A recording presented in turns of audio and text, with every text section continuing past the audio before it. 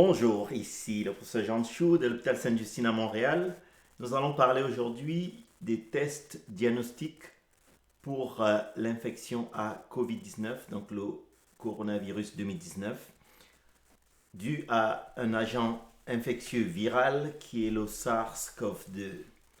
Pour l'abréviation Severe Acute Respiratory Syndrome COVID Coronavirus 2. Donc, voici de quoi nous allons parler aujourd'hui.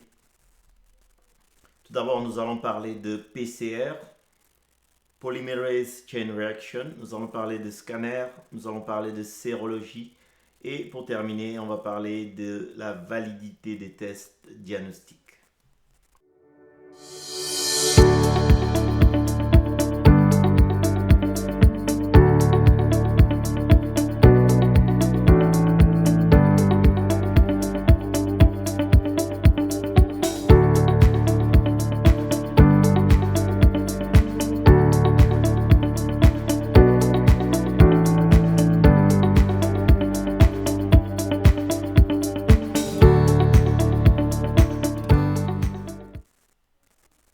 Alors cette diapositive était prise du site Johns Hopkins le 2 mai 2020. Il y avait plus de 3 400 000 personnes contaminées à l'échelle mondiale. Et en date d'aujourd'hui, nous sommes le 17 mai à un peu moins de 5 millions. Donc vous voyez qu'en moins de 15 jours, le nombre d'infections a significativement augmenté, avec actuellement un peu plus de 300 000 décès. L'infection à SARS-CoV-2, qui donne la maladie appelée COVID-19, se manifeste par des symptômes. Mais avant les symptômes, il y a la phase d'incubation qui peut durer de 2 à 14 jours, en médiane de 5 jours. C'est la phase où le virus se multiplie dans la gorge, dans les voies respiratoires, avant de se manifester sur le plan clinique. Et lorsque les symptômes apparaissent, la fièvre, la toux, la fatigue, les douleurs musculaires, la diarrhée, la perte de l'odorat, la perte du goût vont apparaître progressivement. Et comme on peut le voir sur ce graphique, parfois l'atteinte respiratoire va donner une gêne, un essoufflement qui est présent dans certains patients et pouvant conduire jusqu'à la réanimation. On peut voir qu'environ 5% des patients symptomatiques vont justifier une assistance respiratoire et au total 14% environ vont avoir une forme qui est un peu plus sévère. Donc les tests diagnostiques vont pouvoir donner la confirmation de l'infection dépendant un petit peu de quel moment donné le test est fait. Donc si on fait le test dans une phase où le patient est asymptomatique, on peut retrouver le virus dans les sécrétions nasopharyngées par l'analyse de PCR. Si on fait le test lorsque l'individu a une atteinte respiratoire, on peut voir qu'effectivement le scanner pourra apporter des choses, bien que dans certains cas le test de PCR pourrait être négatif. Et si on fait le test après la phase de guérison, les tests peuvent être négatifs pour les tests respiratoires ou pour le scanner, mais positifs pour les tests sérologiques. Donc c'est important de prendre en compte le moment de l'évolution de la maladie pour l'interprétation des résultats des tests. Voici donc de quoi on va parler aujourd'hui. Donc le premier test dont on va parler, c'est le test de détection de l'ARN du virus par la méthode de PCR qui est faite par un prélèvement à travers un écouvillonnage du nez et de la gorge. Deuxième test, ça va être la sérologie par une prise de sang et troisième test, le scanner thoracique. Premier test, donc la recherche de l'ARN du virus. Donc ce test se fait par un soignant, donc souvent c'est un médecin, une infirmière, un inhalothérapeute, et ce test-là peut se faire dans un centre hospitalier ou même se faire dans des structures de soins qui sont à proximité du lieu de vie des patients. On a même vu des tests qui peuvent se faire au chevet, au volant de la voiture. Et pour la méthode du test, c'est assez important pour le soignant, celui qui fait le test, de se protéger. Et la procédure en elle-même, donc le patient qui est suspect, comme on le voit ici, il a un masque et on va lui demander d'ôter son masque lorsqu'on est déjà protégé. et on va lui demander de se moucher pour essayer d'enlever les sécrétions immédiates dans le nez. Et puis positionner la tête pour permettre au test qui va aller chercher en arrière de la gorge par cet écouvillon qu'on voit ici sur l'image, cet écouvillon blanc. On va l'enfoncer dans la gorge et puis on va tourner un petit peu pour frotter. Il faut qu'il soit vraiment au fond de la gorge, comme on va le voir ici. Ça touche l'arrière de la gorge pour que ce soit le plus efficace possible.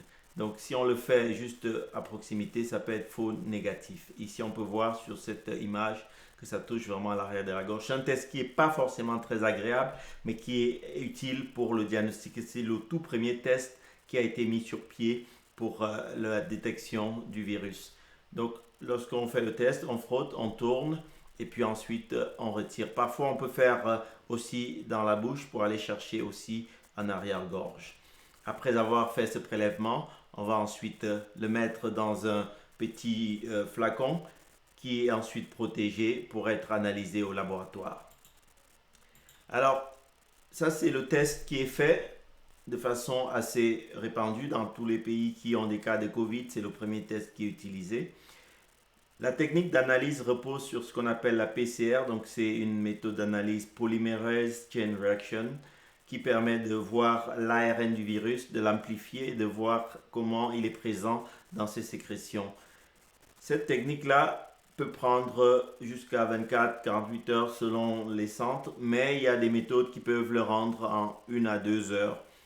Et on a tout récemment vu une autre méthode qui permet d'avoir les résultats du test dans la demi-heure avec un système d'un boîtier qui est actuellement fait par une compagnie canadienne qui permet de rendre le résultat très très rapide. Et comme on peut le voir avec ce boîtier, il serait possible d'avoir le test fait dans différents lieux, dans les écoles, dans les hôtels, dans différents lieux de vie, les aéroports, etc.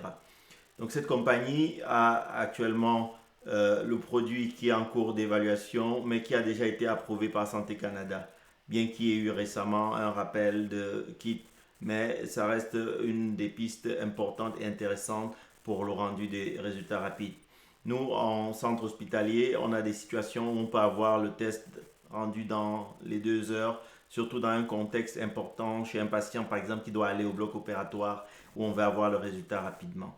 Donc, c'est la première façon de poser le diagnostic d'infection à COVID-19, donc par l'identification de l'ARN du SARS-CoV-2. Ensuite, deuxième méthode, c'est les tests sérologiques. Alors, les tests sérologiques, c'est une méthode qui est intéressante dans le contexte où on pourrait avoir une prise de sang qui est faite et c'est un peu moins invasif qu'aller chatouiller dans le nez, même si on sait que effectivement la plupart de ces tests sanguins demandent à être validés. Il y a des kits qui sont disponibles.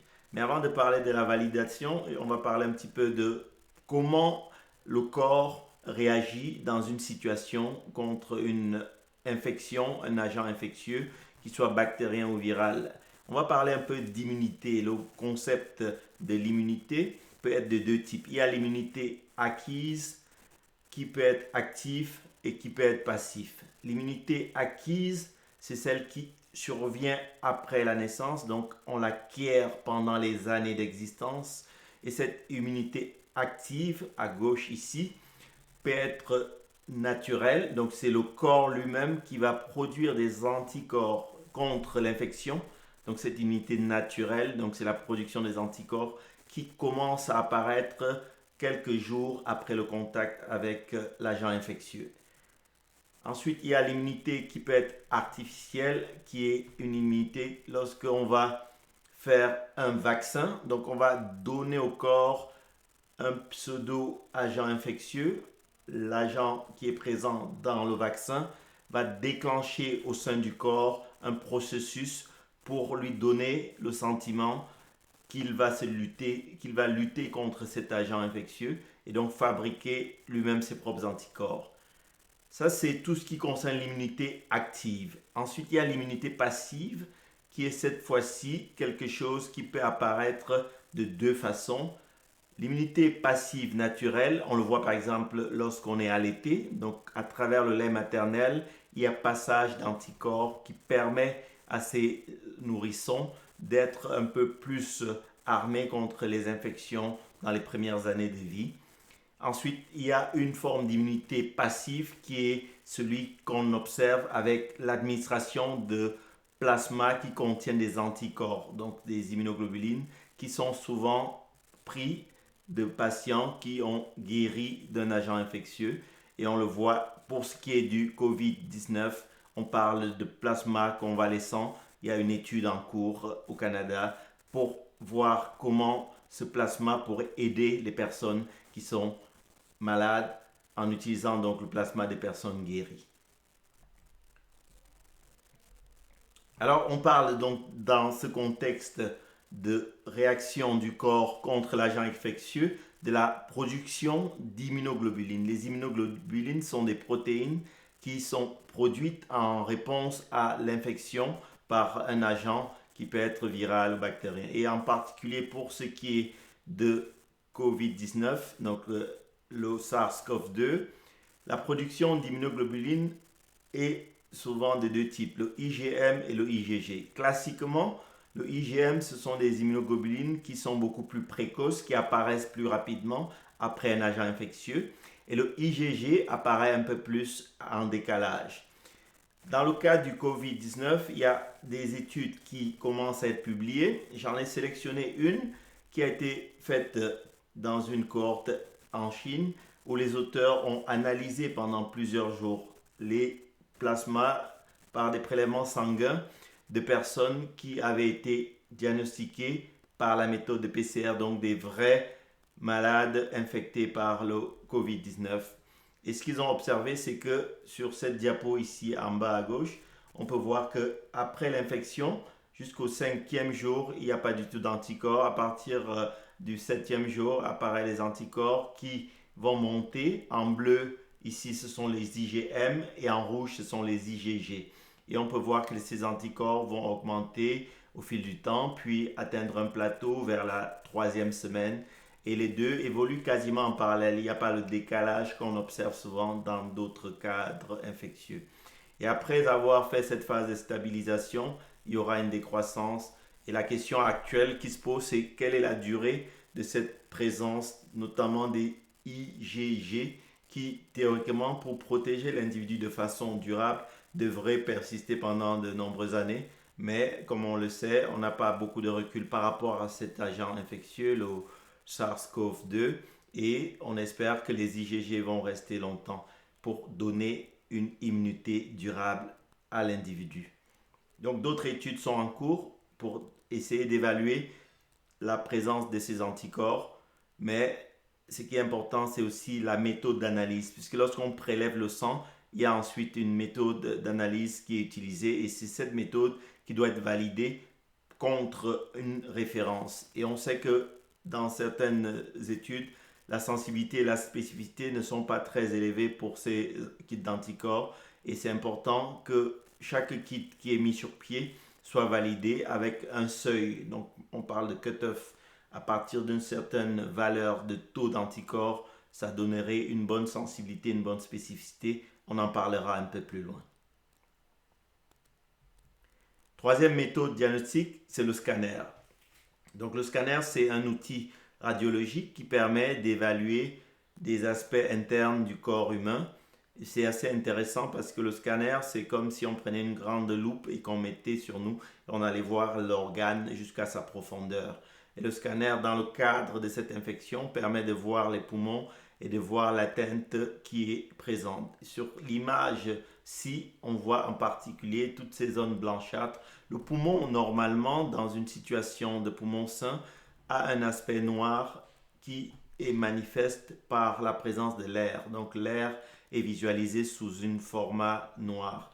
Et tout ce qui est avec présence de liquide ou présence de solides comme les os, c'est visualisé avec un aspect blanc. Donc on peut repérer ici la silhouette du cœur, on peut voir ici la colonne vertébrale, on peut voir ici les côtes tout autour. Et puis un peu plus en dehors des côtes, c'est tout le tissu, les muscles, la graisse, tout ce qui entoure le corps. On peut voir donc une gamme qui varie du noir au gris jusqu'au blanc, dépendant de la tonalité de l'organe en cause. Donc, dans le cadre de l'infection, ce qu'on voit, ce sont ces taches blanchâtres au niveau des poumons qui sont aussi finalement assez évocateurs en aspect de verre dépoli. Et on utilise dans quelques cas ce test parce qu'il y a des patients qui peuvent avoir des faux négatifs des prélèvements nasaux et avoir des symptômes évocateurs de cette infection qui sont confirmés par le scanner. Le scanner est aussi utile pour voir les vaisseaux parce qu'autour des alvéoles pulmonaires, il y a les vaisseaux qui circulent. Ce sont ces vaisseaux qui permettent au corps humain, par le passage de l'air qu'on respire, ces vaisseaux vont conduire le sang qui est oxygéné vers les tissus, vers les organes et permettre au corps de bien fonctionner. Donc lorsqu'il y a une obstruction de ces vaisseaux, on parle à ce moment-là d'un embolie pulmonaire et ça donne une gêne au niveau de la respiration et une gêne au niveau de l'état d'oxygénation des organes. On peut avoir en dehors du poumon d'autres atteintes qui peuvent être présentes. Là aussi, dans le cadre de cette infection, on a pu démontrer que l'atteinte des vaisseaux, les petites capillaires qui sont présentes avec des caillots, peut toucher d'autres organes. Et il y a une étude qui a été faite avec des autopsies des patients qui montrait qu'il y avait la présence d'atteintes de plusieurs organes comme les reins ou le foie. En particulier, ils ont pu identifier la présence du virus qui est circulant dans certains organes. Donc ça, c'est un élément important aussi à savoir. Donc tous ces tests dont j'ai parlé là reposent sur la question de fiabilité, de validité. Pour donner un diagnostic en médecine, on doit avoir un maximum de fiabilité, de validité pour avoir un diagnostic qui est confortable parce que derrière un diagnostic, il y a le traitement. Lorsqu'on parle de fiabilité d'un test, on parle de plusieurs choses. Il y a la sensibilité, il y a la spécificité, il y a les faux négatifs et il y a les faux positifs.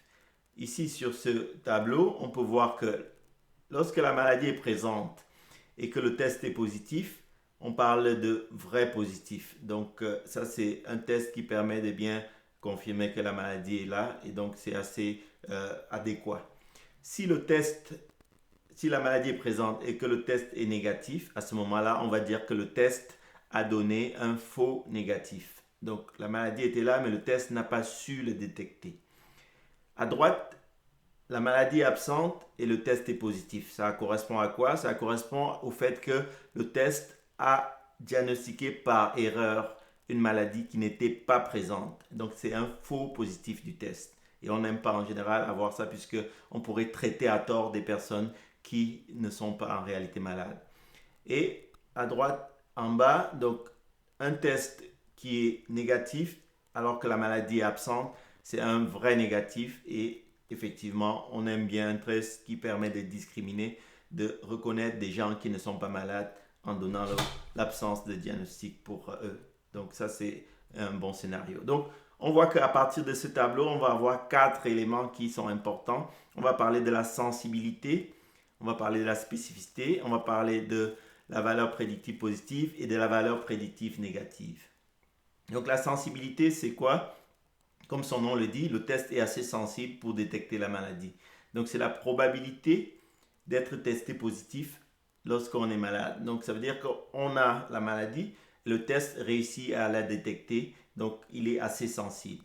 Donc sur le graphique, le tableau qu'on a vu précédemment, on pourrait calculer ça par le rapport de A sur A plus C, A étant la proportion des personnes qui avaient un test positif et dont la maladie était présente, et C étant ceux qui étaient considérés comme des faux négatifs. Et à partir de ce rapport, on a une sensibilité qui, en général, on veut qu'elle se rapproche de 100%. C'est rare qu'on ait des tests 100%. Déjà 95, 98%, 99%, c'est des tests qui sont assez intéressants. Ça, c'est le premier. Ensuite, la spécificité, elle se traduit par la capacité d'un test à classer correctement un individu sain. Donc, ça veut dire que le test peut permettre de dire, toi, tu n'es pas du tout malade, j'ai fait le test et tu es indemne de la maladie. Donc, si le test est réalisé et qui montre effectivement que c'est vraiment spécifique pour diagnostiquer telle maladie, à ce moment-là, il y aura très peu de faux négatifs parce que à partir de là, on aura des tests qui vont permettre d'identifier des gens qui sont vraiment malades. Donc, on aura, s'il est positif ce test, on pourra à partir de là dire que effectivement, il est vraiment dû au fait que la maladie est présente. Donc, cette spécificité va être calculée à partir de la valeur A qui correspond à la quantité de personnes qui sont malades avec un test positif divisé par la somme de A et C.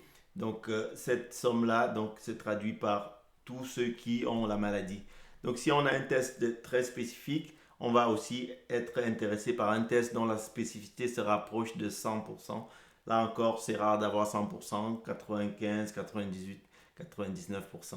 Donc si un test a une spécificité faible, ça traduit quoi? Ça traduit qu'on peut avoir beaucoup de faux positifs parce que on peut avoir des gens qui ont, par exemple, un autre virus et le test donne le résultat positif. Donc, la spécificité faible est effectivement quelque chose qui peut inquiéter à tort parce que la personne n'étant pas vraiment malade, on lui donne un diagnostic de maladie. Ensuite, la valeur prédictive positive, c'est finalement la probabilité que le test va donner, lorsqu'il est positif, le diagnostic. Donc, cette valeur-là, on voudrait qu'elle se rapproche de 100%. Et la valeur prédictive négative, c'est pour rassurer les gens, le test est négatif. À ce moment-là, on est quasiment sûr qu'il n'y a pas de maladie. Là aussi, on vise une cible de 100%.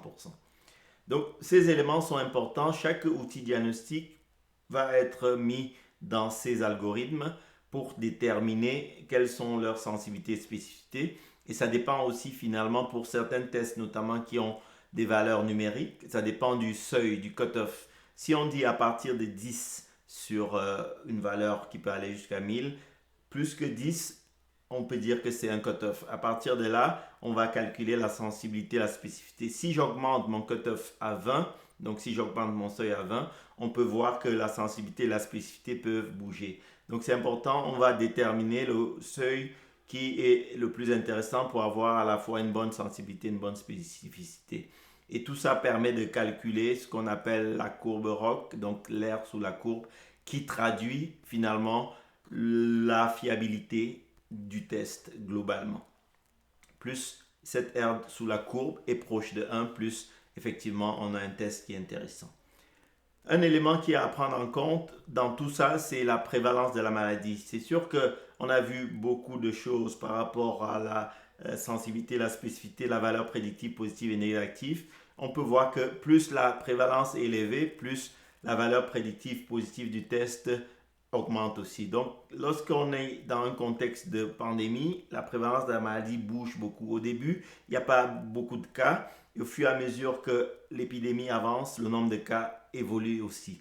Donc, il faut tenir compte de cette prévalence de la maladie pour donner finalement l'interprétation sur la valeur prédictive positive pour les tests.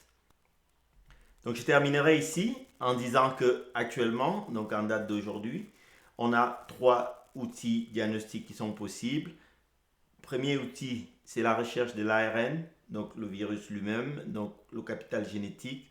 Cet ARN se fait par la méthode de PCR sur un prélèvement de nez. Deuxième outil diagnostique, c'est le scanner pour rechercher des atteintes pulmonaires, à la fois des alvéoles, mais aussi des petits vaisseaux autour des poumons. Et troisième outil, c'est la sérologie, la présence dans le sang d'anticorps qui traduisent le contact passé avec le virus. Ça peut être un passé récent dans les 5-7 jours ou ça peut être un passé lointain quelques semaines auparavant. Et on espère que les personnes qui sont infectées auront une immunité durable et que ceux qui seront vaccinés pourront avoir aussi une immunité durable. Voilà, j'en ai terminé. Merci pour votre attention.